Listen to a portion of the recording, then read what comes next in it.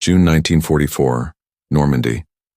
The air is thick with the smoke of mortars and the damp smell of churned earth.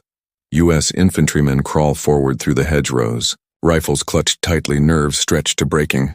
Ahead, German defenders wait behind earthen embankments, their carabiner 98K Mausers pressed firmly against their shoulders.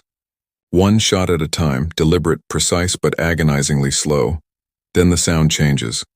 A burst rips across the battlefield.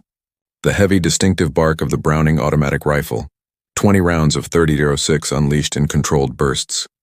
German soldiers duck, scramble, and fumble with their stripper clips, working bolts frantically to chamber another round. But in the space it takes to reload, entire positions are pinned under relentless fire. The bear's rhythm dominates the hedgerow fight, not the scream of a machine gun, not the crack of a rifle, but a hammering beat of suppressive power carried by a single man.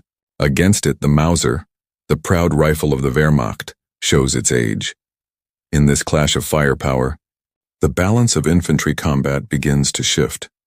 To understand why German infantry could not match the Browning automatic rifle on the battlefield, one must begin decades earlier in the years following the First World War.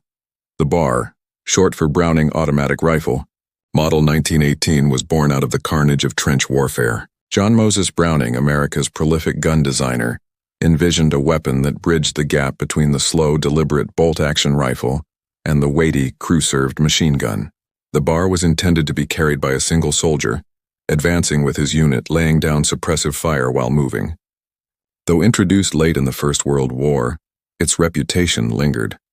And by the time the world descended once again into global conflict in 1939, it was still in service, refined but unmistakably Browning's creation.